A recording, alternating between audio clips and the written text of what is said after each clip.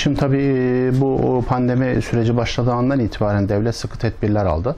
Bu tedbirler sürecinde sosyal hayatımızın önemli bir kısmını kısıtladık. İşte sokağa çıkma kısıtlaması, seyahat yasağı vesaire o dönemde ciddi bir azalma oldu. Haliyle sosyal hayatın tekrar başlaması, yeni normal ile birlikte tekrar hareketlilik başladı.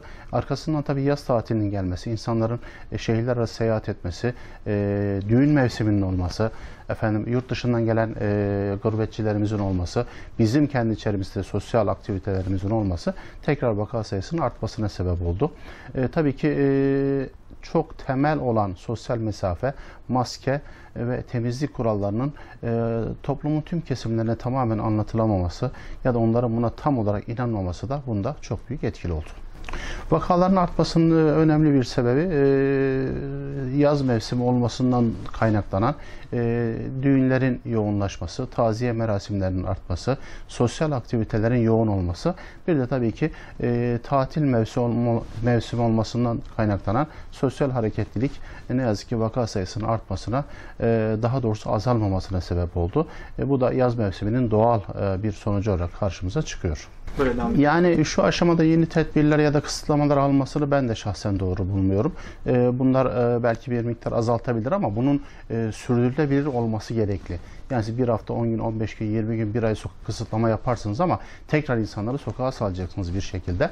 Burada en önemli temel kavramları yapabilmemiz lazım. Yani siz düğüne de gidebilirsiniz, taziyeye de gidebilirsiniz, plaja da gidebilirsiniz, her şeyi yapabilirsiniz ama bizim bu pandemide virüsle mücadelemizin 3 temel unsurunu yapabilmemiz lazım. 1,5-2 metre mesafe, maske ve temizlik. Bunları yaptığınız sürece her şeyi yapabilirsiniz. Bunun haricinde ben diğer kısıtlamaların çok sürdürülebilir olduğunu düşünmüyorum şahsen. Şimdi öncelikle hasta olan vatandaşlarımıza geçmiş olsun dileklerimi iletiyorum. Sağlık personelimiz arasında ciddi Covid vakaları çıktı. Bunların bir kısmı hastalandı, bir kısmı vefat etti.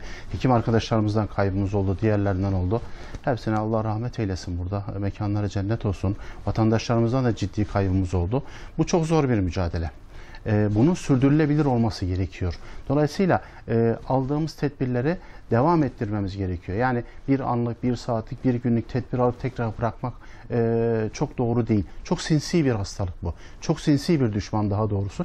Sizin en ufak açığınızı yakalayabiliyor. Tabiri caizse su uyur, düşman uyumaz. Su uyur, mikrop uyumaz. Siz uyusanız dahi o salgını devam eder. Dolayısıyla dedim, annenizi ziyaret edin, babanızı ziyaret edin, tatilinize gidin, eğlenin, gezin, dolaşın. Tek 3 kurala uyun lütfen. 1. Şu maskeyi yüzünüzden lütfen çıkarmayın. 2. 1,5-2 metre mesafede kalın, nereye giderseniz gidin. Üçüncüsü, temizliğinize dikkat edin. Bunu yaptığınız sürece her türlü sosyal aktiviteyi yapabilirsiniz.